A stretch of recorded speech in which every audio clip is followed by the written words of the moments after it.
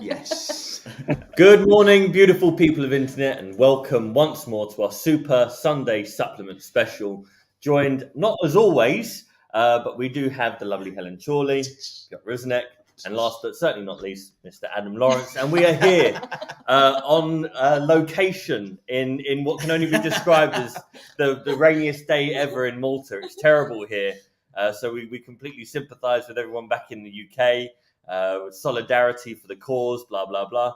But we're going to start as we always do. We're going to get the not so elongated cliff notes from Mr. Adam Lawrence on his supplement. Remember, if you want to get involved in the supplement, it will be Partners in Property community page. It will be on Adam Lawrence's page. It gets shared to about 7 or 8 property networking pages or property specific pages on Facebook. It's also on LinkedIn now. I've seen it on there a couple of times, which is good. So there's no reason not to take a look at it and get involved and comment and ask some questions. Adam always responds and it's always enlightening. So we're going to go through that. But to kick off, are you a bazooka man or are you a sniper rifle man? Which one do you go with? Adam, like where are you setting at the moment? Do we need more snipering or do we need more bazookas going off?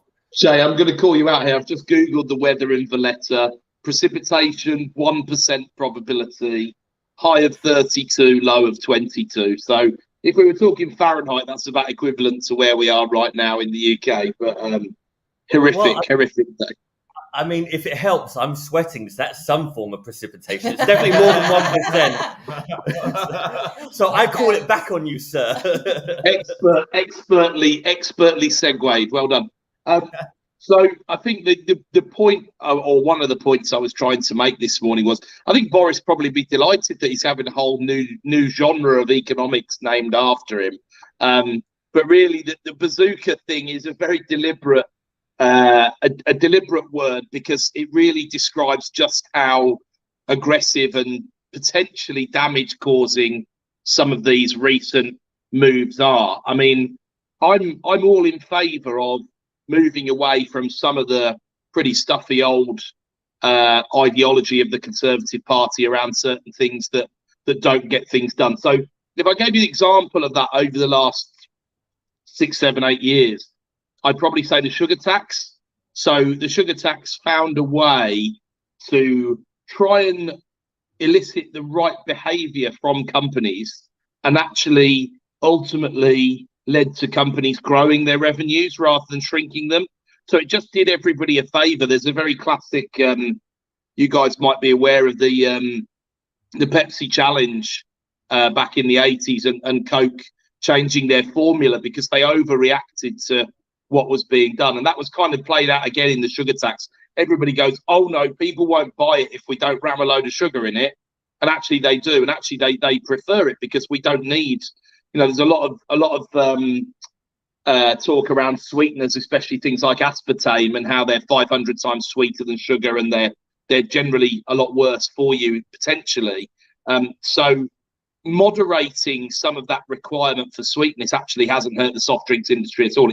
It's helped it because it's less in your face. So that, I would say, is a very non-traditional, especially if we take the 1980s and onwards in terms of economic policy. It's a very non-traditional Conservative thing to do, but it had a great result. And actually, I heard Jamie Oliver speak on the subject of, you guys know he's dead passionate about school dinners and all the rest of it. And he just wants people to try and eat more healthily. And he's very, very, very good at protecting the interests of business, having a conversation that is quite commercially minded but sensible, not just sort of standing up and stamping feet and saying, the government needs to do this, that and the other. And actually, the Conservative Party, to be fair to them, has started to move a bit more in that direction, in my view, over the past few years. So that's a positive thing. However, whenever you have, if you think of the last time the government really tried to mess with markets in a really big way, we're probably going back to the ERM and the early 90s. And, George Soros had a reasonably good day that people may be aware. I think he was up 1.5 billion on the day or something like that, which in the early 90s was a ever more impressive than it is today. When £1 million was still a lot of money, he was up 1.5 billion, because ultimately market forces can't necessarily be constrained. So Boris, I kind of picture Boris at the moment with this big bazooka on his shoulder, like he's playing a computer game, and things sort of pop along and he goes, oh, fire bazooka, fire. Instead of switching to the handgun or the sniper rifle, he just keeps using the bazooka to try and take them out. And he, you know, he wants and he loves. I made the point today that one of the close common pieces of ground between Boris and Donald Trump is that they're both Keynesian economists from the Keynesian School of Economics. The primary difference being Donald Trump doesn't know what the Keynesian School of Economics is, whereas Boris pretends he doesn't know what the Keynesian School of Economics is, but he actually does know quite well. And both of them are primarily there because they've got quite big egos, and they like to see big projects on the way that can emblazon their name on them and enshrine what they deem to be their legacy. Although I'm not sure what the legacy of either of them will be when we fast forward 10 years time, assuming we haven't had a nuclear meltdown by then. So I think the point is he wants to go big. There's good things to be said for infrastructure projects. There's some good things being done around redistributive economics. The one bit of ideology that does remain is that ultimately workers are better protected than people who don't work, and that's there's an arguable scale there, but I think 90+% of the population do agree with that. And that we have this kind of UK culture where pensions are an acceptable level of benefit because you've earned your way into your pension. The economic reality is we allow that to happen far too early these days, because when the pension age was 65 for men, the average life expectancy was 67. We then moved to a place where the pension age is 67 and the average life expectancy is 80 for a male. So you do the maths, but you can see how that doesn't add up. But culture accepts that pensioners have done their bit, and I'm not suggesting that they haven't. I'm just doing the maths and being the boring doomsaying mathematician on that one. And then ultimately other people on other benefits, generally speaking, most people's view, I think, is that those benefits need to be there in order to get people into work, not as a lifestyle choice. There was definitely in the 90s and early 2000s more of a lifestyle choice style approach with larger levels of unemployment. I wouldn't blame the Labour Party for that personally. I think that was a mixture of the Conservatives of the 1980s and 90s and Labour of the 90s and onwards, not solving that problem. If anything has been achieved since 2010 by the largely Conservative administration since then, I'd say it is upping the participation rate of work. And that's a good thing. And what it also does, of course, is it gives us a strong base to work from when we do need to put the brakes on in the economy. The Bank of England kind of describe the very low interest rates as putting the accelerator down on the economy. Now we're at 1%, and we're, in my mind, guaranteed 1.25 this month, unless there's a small case to be made for 1.5 base rate, which really would be a bit of a shock, to be honest. I don't think we're there. I think we're 30% chance of that, 70% chance of 1.25 personally, but I've been wrong before. I just don't mention it when I am wrong, so it looks like I'm right all the time. It's a classic tactic. We'll see what happens. But these constant sort of, what's the point of what Rishi issued the other week? Well, a lot of inflation is about expectations rather than reality. So we've got reports of companies saying, I'm surprised how well our customers are accepting price rises. Right now, we do know there's been lots of chat over the last couple of years of people having more money because there's been stimulus, because they were forced into saving, because they couldn't go out to restaurants and pubs and holidays and whatever. And then also they felt the need to save because the pandemic created so much fear. We've had more bearishness reported in April and May than we have done for many years. So consumer confidence is very low. And the point of the bazooka this time with the, money off your energy bills, money for you, money for them, money for everybody, is to try and keep that confidence flowing along. But again, there's a mathematical reality behind people have got savings and they haven't been on holiday for 2 years at the moment. Not you guys, you're on holiday all the time, but other people. Couldn't resist that, If sorry. you work and you do a good face. Absolutely. But the ultimately, people have got that money in the tank and they can afford to spend it at the moment. What's ultimately happening right now is the tanks are going down instead of going up, right? So when they get lower and start to run out, there will be a slightly different approach. And there are, a good,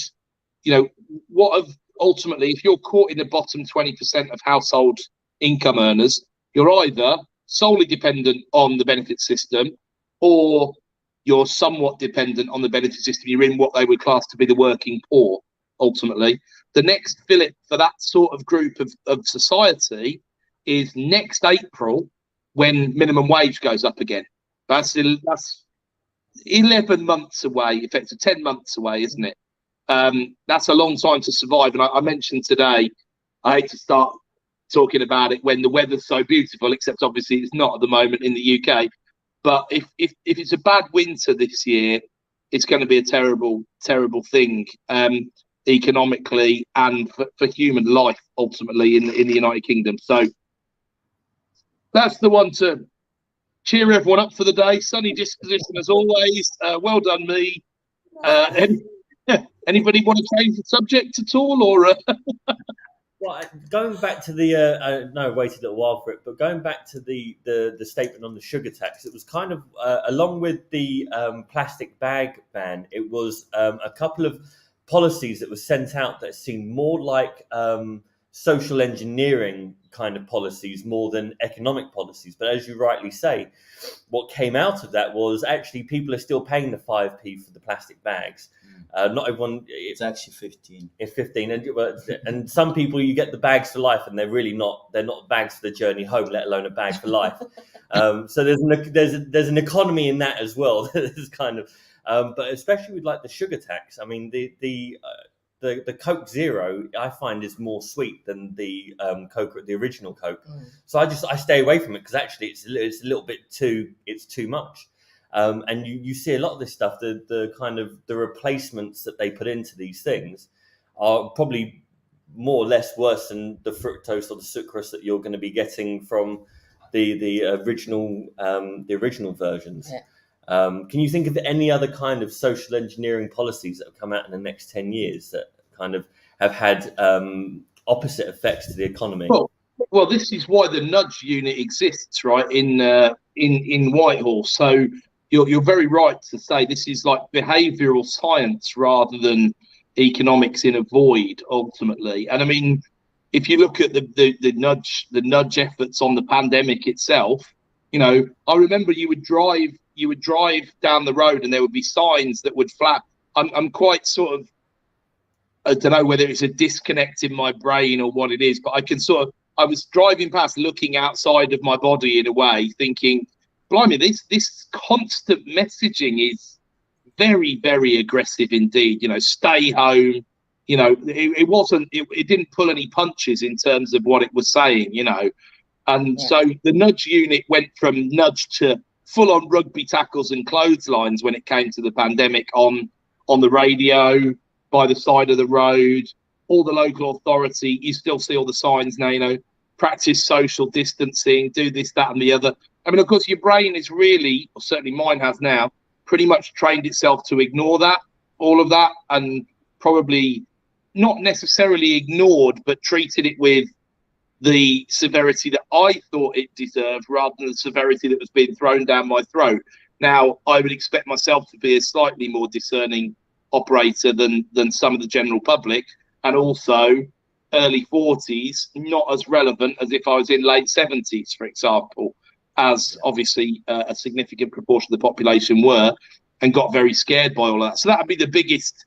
I don't think it counted as a nudge, Jay, to be honest. It was more of a poke in the eye with a sharp stick. Yeah, exactly. It was definitely a bazooka level tactic, right? Because catch it, bin it, kill it, and then there was 2 meter distance or space, or they had the little rhymes for everything. But I think a lot of what you were seeing at that point was, as opposed to contemporary governments and countries around the world, I think we were a little bit late to kind of these kind of situations. You have a look at places like Italy where you just weren't allowed out. It was made really very clear, and it was really they went no, saving lives, everyone's in, you stay where you are, blah blah blah. And it kind of took quite a long time for the UK to catch up with that. There were a couple of countries that had kind of closed borders almost. Malta. We happily never got to the stage where you got stopped and asked for your papers, which obviously was happening in a number of other free Western democracies, which was a very, very sad state of affairs. I mean, we have an interesting. One of the things that's come up over the Jubilee weekend is the UK's culture and attitude towards alcohol, because they had this big party last night and all the rest of it, and they were interviewing people who'd slept in tents on Pall Mall or whatever last night, and they were at the Prosecco at 7 a.m. and things like that. And they were saying, there's this the whole for the Queen. And there's a very it does raise another interesting point, because a lot of the further right of the Conservative Party see this sort of stuff as interference and meddling, right? In general, you should do what you want to do in your own home within the confines of the law, and then you consider like smoking, drinking, things along that line, where really what the economic reality is, as long as we tax it more than it costs the NHS, which is what we do at the moment, I think probably as an economic actor, I'm okay with that. I think that's probably the right way to do it. You can't change. You couldn't put any more clear messaging on packets of cigarettes. The last time I saw one, it was pretty clear about the downside risks. You have similar with alcohol, and betting is another one that's a big subject in the House. With drugs and other things. Well, that fascinates me, Piotr, to be honest. That's the kind of thing that probably the economic policy is just so out of touch with like the actual consequences of the whole thing, right? And it's more of a social thing than the economic one. I think that would be one of the remaining bastions of the Conservative ideology that I personally would like to see go, in terms of, why are they missing this gigantic opportunity to A, clean up the supply chain, B, raise requisite taxation? There's tons and tons of evidence in Switzerland, in Portugal, in Sweden, in loads and loads of European countries about the effects of legalizing and allowing and regulating the drug space. What surprises me is that America, which obviously is still more driven by religious ideology than the UK is miles ahead of the UK now in terms of, well, they've seen the entrepreneurial opportunity towards the cannabis side of things. And it will inevitably, if you watch, I usually refer to The Big Short for economic viewing, but Layer Cake is actually another exceptional film in terms of talking about strategy and business models. And if you remember that bit at the beginning where he walks through this shop and these bottles sort of morph into French Connection cocaine and things like that, within 30 years, I can't see that not being the reality. I think there's an old adage of, do people drink more or less responsibly when it's legal? Look at what happened in Prohibition. You get tons and tons of social evidence. But I think the biggest driver really should be, if we're really taking a stance against anti-money laundering as a society, and we could have a separate debate against whether we really are or not, quite frankly, but if we really are, then why would we not clean up the supply chain so Pablo Escobar doesn't have to bury it in the ground? This stuff can be used as tax dollars for the NHS, for public projects that can give more people more jobs, whether you need these bridges or whatever Boris's bazooka wants to point it out next time anyway. Well, a certain element of it is in cleaning up the supply chains and the pipelines for those kind of things. Is also you remove a lot of criminality from it, because at the moment drugs funds more detrimental kind of illegal practices globally than most other things do. And you kind of saw the change when when the sex trade was regulated, and in parts of Europe and parts of America, it actually changed a lot of trafficking issues. It made the people that were in the sex trade safer. They have to go on like regular checks. They're on a register. Right. All of these kind of things it changed the landscape, and in certain areas, in certain ways, it reduced crime as well. So there's like a two-bolt attack with that, and it's the same thing with crime. If it's taxed, and if you have to go to like a pharmacy or like maybe not pharmacy, but a specific place like a dispensary, like how America are doing it with the cannabis trade. I think alcohol is a bigger gateway drug than cannabis is, in my view, because I think it's the alcohol kind of removes inhibitions. It kind of makes you freer. It brings down a lot of the barriers, and that's kind of what the higher level drugs do. Whereas cannabis, for the most part, we're going to sit down and talk shit for a couple of hours before you come around and decide you want something to eat. Right? This is why we always have a massive reefer on Sunday before we do this, right? 100%, yeah. We've got the peace pipe knocking around under here as well. So but it's one of those things. There's and obviously the background to that is I think the biggest impact will be a reduction in crime, or there's gonna be far more help in place for people who maybe become addicted or abuse it.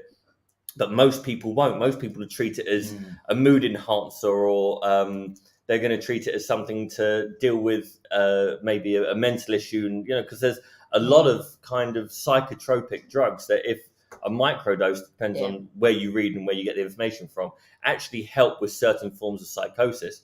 If you take away the fact that in America they were microdosing soldiers with LSD for a period of time, not that kind of stuff, So there's kind of checks and balances, but at the moment it's having it unregulated is probably far more toxic than it being there, because it's always going to be there. Of course, it must be. There's some fascinating stuff around things like psilocybin, and the research on those sort of things has moved so far forward in the last 10 years.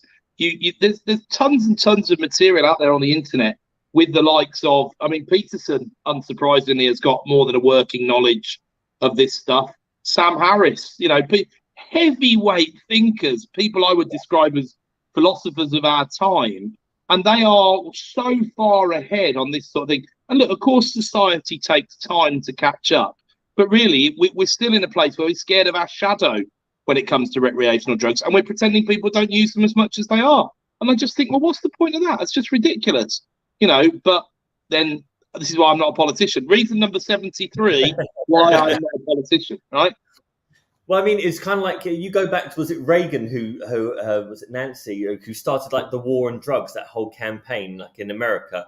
And realistically, it wasn't really a war on drugs. It was a war on a certain group, or two or three certain groups of minorities, and it just became an excuse to kind of imprison or kowtow, and like those things have moved on. Probably not too much in that respect in parts of America, but things have moved on globally from putting into place legislation or laws that are demonstrably aggressive or against or diminish certain ethnic minorities or races and things like that. So it feels far more like it's a remnant rather than something that's actually going to benefit society. I remember reading, and this was years ago, so God knows where it'd be at now. If America had spent all the money they've spent on the war on drugs, on buying the land that grows the opium, they could have bought it 100 times over, basically. So, there's multiple ways to tackle problems. Of course, part of the problem with the American criminal justice system is that there are private incentives that are a little bit too high in terms of incarcerating people, which is why, unsurprised, go back to 15 rules from last week. Rule 1, expect people to behave as they are incentivized, right? Don't be surprised when that happens. And that's one of the many social problems they need to address, alongside their assault rifles for everyone mentality that's currently being questioned. In fairness to Biden, it's probably the first thing of reason that I've seen him put forward a strong case for. which is good, because it needs to happen. And the realistic move might be you need to be 21 to buy an AR-15, which is a bit crazy that you've got to be 21 to have a drink, talking about alcohol and gateway drugs, but you can be 18 to buy an assault rifle. Some of these things don't fit very well together. But that's the nature of the beast, I guess. So I think we're doing a good job on like just basically the shadowing all those subjects, and even just discussing them is a little bit risky, right? Because like people have all sorts of strong opinions about it. But in terms of like the sniper policies of like, what would you guys kind of, in terms of that economy and actually doing things, coming back to the proper subject, is like, what kind of policies would you guys see, or what would you kind of put forward if you were Rishi Sunak or Boris Johnson? Well, I think one of my first suite of policies would be about renewables. And again, going back to behaviours you're incentivized, let's put some proper incentives in place for renewables, not ones that are just there to make 10 people £10 billion each or whatever, but something that would actually speak to, the average homeowner. 2/3 of the households in the UK are under private ownership, right? How can we, because now we have the tech to put a wind turbine on a house. We've got solar PV, well-developed technology that does a reasonable job. Solar batteries are very close to being viable. What have they? Where's the rifle been aimed instead? Air source heat pumps. Now look, I've got an ASHP. It's great if you've got a detached house and you're building it from scratch, or you're willing to put in a wet underfloor heating system to run off the ASHP, or you're willing to change all of your radiators to 28mm pipes, but the cost starts to go up and up and up and up. Why pick ASHP out of all of those things as the one that benefits? So the rifle needs reloading and retargeting. Within 5 years, you could have a significant increase in the amount of PV.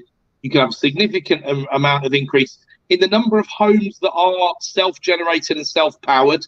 You could fund that quite easily at a time where still it's incredibly cheap to borrow money. And you could fund it in a way like you did through the Green Deal or similar, or through people's mortgages. Imagine if you levied like 0.3 on every mortgage that had home improvements that would pay the money back in other ways. We need to start looking at things in different ways, because the old days of where the energy bills are £100 a month in the average household, they're just gone, and they're now 200, and they'll be 250 by October. It's starting to form a bigger. And the thing is, I hate these kind of moments in politics where if you sat them down and say, right, what's the plan? Right, the plan at the moment is let's just wait till the prices go back down. Well, do you know what? For £84,000 a year plus ministerial add-ons, that's not good enough, guys, right? That's not good enough.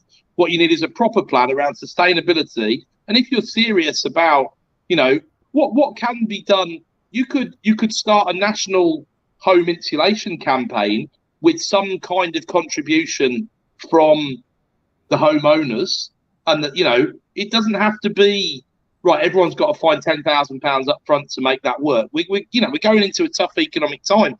It's not the way forward. The government can cushion the blow, but instead we do things like, we'll take £400 off your energy bill. It's just brute force instead of, how do you solve it? And this is what happens at governmental level, instead of, what do we do? What's one of the NHS's biggest problems, right? It treats the symptoms. It doesn't treat the root cause. So you go back to the sugar tax, which showed us a way in which these things can be improved and can be better. And you say, well, do you know what? That's happening in drinks. What about, you feel for the people who have to survive on 69p Aldi meals or whatever, right? But you can nudge the composition of those meals so they're not as harmful in terms of calorific content, for example. You see, I mean, there's been a lot of derision of putting the calories on the menus, for example. But I think it's quite a good idea, because I'm always in favour of transparency, but I think, it does give you an education around, well, do you know what, I would quite like but if I have that pudding, it's like 1,200 calories. Well, you know, I did that last night, so I better leave it tonight. But it does, you know, I don't think information and empowering people can ever be a bad thing like that. And I think again, we go sort of one level down and scratch the surface. What will it really do? Well, do you know what? Big companies that sell food on a massive scale in restaurants will start looking and thinking, do you know what? We need to get a couple of 100 calories out of that meal. How do we do it? How do we do it? And therefore, people will be eating more healthily. And I don't think that's giving you some kind of Gestapo-esque forcing you to do this, that, or the other, because you can still go and have the mixed grill or whatever you want to do, but you're empowered with the knowledge to choose the right sort of stuff, really. I think instead of calories, what I would do is I would put information about like a free main information. Okay, calories could be one of those, but then I would also have a number of ingredients. Yeah. And literally, like, if it's a cake and you see 50 ingredients in it, like, that's probably a worrying thing, right?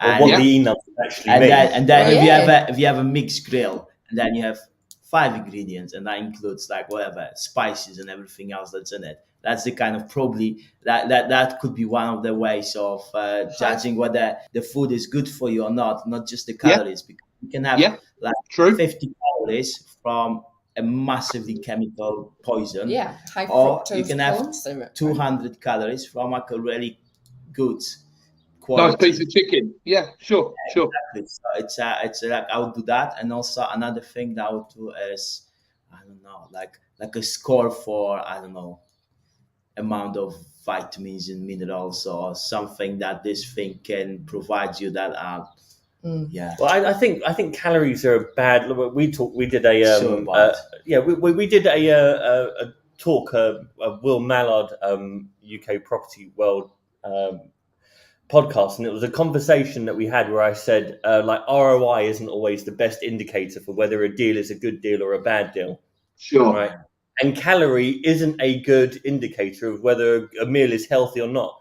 A calorie is an element of energy, right? Because that's what it means. Calorie isn't fat. Calorie isn't salt. Calorie isn't sugar. I mean, it's made up of those things, but there are. I think technically it's a unit of heat. Sorry to be pedantic, whereas the joule is the unit of energy. But I'll let you off because it's you. Yeah, well, heat is energy, right? I mean, that's what it is. You know what I mean? It's one type of energy. That is true. That is true. It's the reality is it's a calorie isn't an indication of how much fat is in there, saturated or unsaturated, processed or unprocessed. So it's really kind of putting calories on a menu or on a thing. It's a bazooka tactic, right? Because all it does it is. That's it. Again. But if you think, right, if you want to know what Helen mentioned the cornstarch, the high sugar cornstarch, fructose stuff, you've got the E numbers. Like, how many people have to Google what E numbers are? I was reading something the other day about I think it's more in the States than the UK, but one of the red E numbers, the colouring, has been banned because it's carcinogenic from lipsticks, makeup, anything you put on your face. Oh, but they'll still put it in strawberry milkshake. Mm-hmm. It was in bacon. It was in all sorts. I'm like, I'm sorry. So you can't put it on your lips, but it's quite fine for you to ingest it. Like, honestly. Bacon. Oh.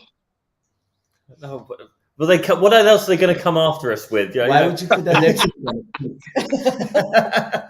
No, take my freedom of choice, but don't take my bacon. It's one of those. But I think other than renewables that we were just talking about before that, I think one of the other things they could look at is some of the incentive to work.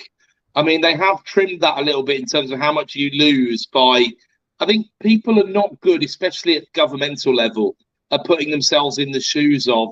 I think there's 8 million households that claim some form of housing benefit.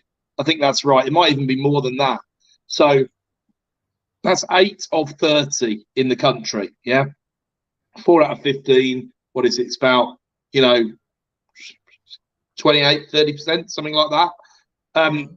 When you lose currently 55p of universal credit for every extra pound you work, it was 63p. And I think that's something they could look at a little more, because at a really simple level, if you've got a minimum wage job, and let's say you've got a £10 an hour job, slightly above the minimum wage, and ultimately you're going to lose £5.50 of that for every extra hour you work, you're going to work for £4.50 an hour. Now, you probably, if that extra 3 hours at work means you've got to get a more expensive bus home or whatever, you're not going to make any money from doing it. So expect people to behave as they are incentivized, right? So it needs to be re-engineered slightly around, because it's not that people don't work hard because they are lazy. It's not all of these other things. There is a major factor that people never talk about, apart from Peterson's brave enough to talk about it, but it boils down to IQ to a large extent as the bluntest force tool of measuring it, which is problematic because by definition you've got 16% of the population are below one standard deviation below the average IQ. That's how the measure works, and they will be, unfortunately, somewhat limited in what they're not going to go and be coders. They're not going to go and have white collar jobs, most likely. And it's a very, very rarely spoken about subject. And I'm not saying IQ is the be all and end all, because again, it's another brute. It's a bit like the calorie. It's a brute force measure. It's just what we've got. It's like inflation. It's like GDP. It's like all the rest of it. It's, if we're going to mention one sort of best guess rather than having nothing, we're going to use IQ as the benchmark. And we all know people who have got huge IQs who can't tie their shoelace. They're so clever, they can't get out of their own way. They're usually university professors, in my experience of them. But they can't actually make anything happen in the real. They can't do their teeth. They can't make breakfast. But they can talk you through some of the most incredibly complex pieces of quantum mechanics or whatever. And they very often have no EQ. Yeah. My grandmother used to say they could tell you the square root of a jam jar, but they couldn't open it. Very true. Talking of brute force, really good lines. She had a couple. Yeah, she had a couple buried in there. Yeah, yesterday we were in a restaurant and basically we ordered food, and we ordered sharing food, and basically it was perfect amount, even though it was less on the menu. And then Jay said his grandma used to say what? So it was perfect. There was no want or waste. So no one was left wanting, and there was no waste. That is it. Yeah. No want or waste. No want or waste. Then we went into a whole branding strategy of NW squared. Yeah, there could be a restaurant chain called that gives you the perfect amount of food, so you don't you left no wanting no more food. Yeah. You know what I mean. But they're going to analyse your biometrics on the way, and that would be quite creepy, wouldn't it? Wow! You do your GI, your blood sugar. Well, when Elon sticks a chip in our heads, then they'll have all that, won't they? Jeez. I'd have no choice then but get bloody Twitter on me. Then I've abstained from Twitter for so many years. But I can see something like that working in London, where there's so many biohackers and people would actually go to restaurants like that just for the experience of knowing what's going on with their body. Yeah. So you had that. Well, you could print out a little. Yeah, here's your next 4 weeks worth of food we recommend you to eat, couldn't you? You could do all sorts with it. It's quite cool. Here are your intolerances. Here are things that are flaring up your skin or flaring up your stomach, and this is how you balance off. I mean, a lot of people, it kind of comes down to things like this. When you start talking about things like that, you have to start factoring in the level of data that is then created and stored, and not necessarily weaponized, but certainly would be sold. And then you have to start thinking about, and that's where it gets scary. All these things, they sound really very good, and it's practical, and it's that would be for the betterment of people. But there'll be some arsehole somewhere who will find a way to weaponize it. Yeah. Right. And if you think cookies and ads on Facebook are going, oh, I was talking about getting hair straighteners, of course. And then the next thing I see is with G5 or GQ or whatever it is, kind of hair straighteners coming up on my feed every 5 minutes. Could you imagine if it's gonna happen? It would, next 5 minutes. I think it's GHD to which you refer, but I think we can let you off due to your Due to my Your yeah. hirsuteness being concentrated on the lower half of the face, Mr. Howard. Yes, indeed. Yeah, yeah. Well, actually, I saw there's now a beard brush that's heated and it straightens your beard as you go. And I was sitting there thinking, if I don't really want to grow the beard out too much, but if I did, it would be cool to have like a really straight kind of. Yeah, I talk myself in and out of quite a few stupidly ridiculous things every once in a while. But I look forward to seeing you one time after Christmas or something with a big square, like a ZZ Top modified triangular beard, straight beard. Yeah, that'd be quite cool. Silky smooth. That's it, silky smooth. Yes. But no, I think it's things like that are really, really cool. And I think we're at the point now where big data is it's too big to fail. You know, it's not like the banks, but data is actually it's everything. It moves marketing, it drives commerce, it drives everything. That everything kind of operates around the data that people capture, the data that people use, the way that people interact with the world. You know, I think it's a very, very interesting space. It is, and it's a bit scary when you realize that they know more about you than you probably know about yourself. Like, I don't know what my ideal kind of intake, fat, protein, carb, whatever. Like, I don't know that, but some fucker does, right?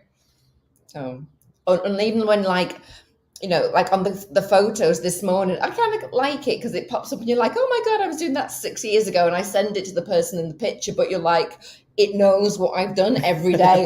And I don't remember being at that restaurant with that person 6 years ago, right? But my whole timeline is mapped out somewhere. I remember getting quite creeped out when the whole Cambridge Analytica thing was all kicking off, and I thought, right, so I sought out one of these things to see if it would put me in a box, and it said I was a 58-year-old female who was likely to vote. I can't remember what it was, some Green Party or something. I was not quite exactly. But the thing is, when you like 40, the thing is they don't realise you get sent things to like on Facebook, and quite often you're more about, do I like the person? Do I know the person? Do I do that? But I don't actually like the thing. I care. I don't look at the page. I care not about the thing. But so I was pleased that I wasn't quite as predictable as maybe the floating voter might have been. Anyway, that means you've got a very diverse group of friends that you like. Perfect. I mean, however you want to perceive yourself on a Sunday night and dress and act, it's up to you. If you want to be that woman that votes the Green Party on it, we're not here. I am Metro, mate. I've got no issues at all. Yeah. Fluid as the day is long, Mr. Howard. No problem. Absolutely. I think talking about big data and social engineering is actually a really interesting topic, because it's a really interesting phase. If you look at social engineering over the last 20 years, there has been so much more that's acceptable now and discussed now than was never discussed 15, 20 years ago. And you kind of think, well, what changed to make these conversations acceptable? I think to a certain extent it's probably people starting to get more involved in the discussion around mental health, because a lot of people that associate or with themselves in a certain way, whether it's they like this politician or that politician, or they prefer to be called they, them, or whether it's this, that, whatever it may be, the conversation and how society is more accepting of those things is actually really very interesting. You kind of take the numbers out of it and you bring it down to a more personal level. That's really very interesting. And it's interesting insofar as I've been talking quite a lot about there's a lot of things that are around at the moment that are creating division within people, whether it's like the whole men versus women, the blacks versus whites, the Jews versus the Muslims, the Protestants versus the Catholics, whichever division you pick, and there's a shit ton out there. Yeah. There's like little rays of hope where you sit there and you think, right, okay, someone identifies as a tree frog or whatever it is, it doesn't really matter. And people are more accepting of that, because you can see that if you're accepting of how someone perceives themselves, actually improves their mental health and causes you absolutely zero harm along the way. And I think that's a really interesting thing in terms of like the social change and social economics. And and it kind of it's one of those things where it's almost too accepting, and you don't really know what direction that can go in, because sometimes when something's too much one way, it pulls itself back a bit, and I always get concerned when something's going too well or something's too easy, that there's always going to be that bite back. Maybe it's just the trauma I've had throughout my life. I expect it. I think we need to discuss this, Jay. Yes. We have barriers about things going too well. Yes. we business relationships not going to work. No. Murphy's Law exists for a reason, though, mate. That's for sure. It does. Yeah. Oh, that is... I want to meet someone who identifies as a tree frog. If anybody's watching who identifies as a tree frog, get in touch. Bermuda. You got to hang around amongst the right trees, Helen. That's what you got to Bermuda do. has a lot of tree frogs, and they're really tiny. One jumped on my nose once. They're like the size of like your thumbnail. Wow. Well, there's I saw something. It was a video a little while ago, and it was a woman, must have been in her late 30s, early 40s, and she has a sexual attraction to objects. In this instance, it was a carnival ride. This thing was massive. A carnival ride. Obviously, she's in America, but it's not the only one. And then obviously. There was another one where there was this French woman, and she seemed really articulate, blah blah blah blah. But she's been in a sexual relationship with the Eiffel Tower for the last 12 years. So it's one of these things, like you have no idea, like the sphere of how people associate with stuff. And then you obviously have the people that kind of like eat stuffing out of cushions or drink bleach, and I've gone off really on a massive tangent, haven't I? I love it. We're just getting to the end of this thing, and then you just like blow it up. Yes. Yeah. I'm wondering, is the Eiffel Tower consensual in that relationship? Well, one would hope so. If not, questions need to be asked. It's a national. There's all sorts of logistical questions that spring out of that, isn't there? Realistically, but I mean, it would be more concerning if it was the Statue of Liberty. It's now's not the time to be, not getting. What is it with you and French originating monuments, Jay? What's going on there? One is rather phallic. I'll give you that. That's the Eiffel Tower's got a real point to it. And maybe Liberty. Why not? Yeah. Oh. Interesting. Wow. Well, Where do we go from there? Taste, hasn't it? Comments, Piotr? Comments? Yes, salt consumption. Well, Ed made a really good comment about salt consumption and where it comes from. 80% of salt intake comes from restaurant and processed food, and only 20% from home use.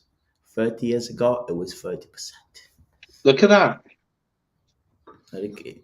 Well, I was surprised when the pandemic arrived, and it was something like the figure that came out at the time. We buy 60% of our food from supermarkets.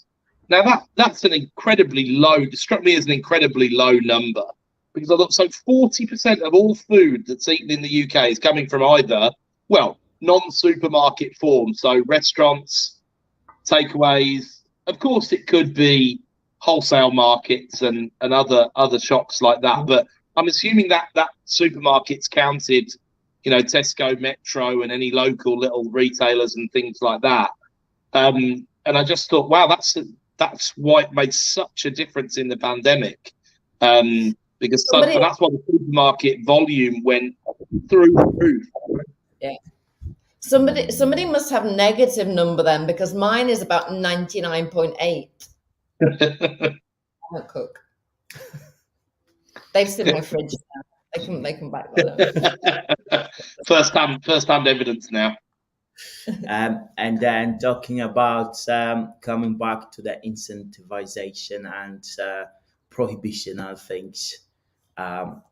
In Prohibition, Joe Kennedy, JFK's father, became hugely wealthy. Oh, did not know that. Changing rules means opportunity, but shifting of a status quo, or good old fashioned war, why not? Makes many a man a wealthy man. I don't know if that was through speakeasies and other prohibited venues, generally speaking, or something else, but it goes back to the whole legalization of drugs argument and where the money's going at the moment, doesn't it? Ultimately, Yeah. So those were the sort of comments, and Andrew says it's a weird conversation. I'm not going to show this one up. Yeah. I probably Every should have week. stopped a little while ago. Every week. No. The Eiffel Tower was very interesting. I think the Maltese climate is taking our mind in a different level. Maybe we should practice a bit more social distance as well. I think in 30 degrees, not that I'm jealous, but I know I've mentioned it twice now, but in 30 degrees, I think the virus has got less chance of surviving. So as long as there's no monkeypox there, you'll be okay, I reckon.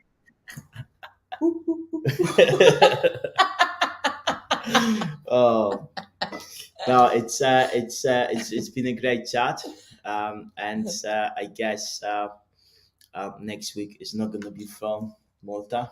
We'll be in This is the time when someone throws in one of those quick last questions that takes about 15 minutes to explain properly, like, you know, that's the ideal timing. One on mute. Yeah. What's the impact of Europe? Blah, blah, blah. Damn it, James, don't do it. We'll be party to We're heading off to some lunch and some business conversations over some food. Auction strategy. See, yesterday's chat was really good. Yeah. We had a real problem-solving session, Yeah. which was a lot of fun, actually. Yeah. We've got 3 other people here with us that we do business with, and it's a real business trip. It's not holidays, guys. Don't. HMRC aren't listening, Piotr. It doesn't matter. It's fine. It's okay. I'm sure they do. They're always listening, Adam. Who do you think created This is true. This is true. Nice one. Well, everyone, enjoy your day, and whatever you're up to, whatever celebrations and how many Prosecco's you had for breakfast. And we'll tune in next week. And thanks for your contribution, Adam. Thanks, guys. Good to see you. Sorry I couldn't be there. No, Really sorry. Oh. Have a great weekend, everyone. Thanks, guys.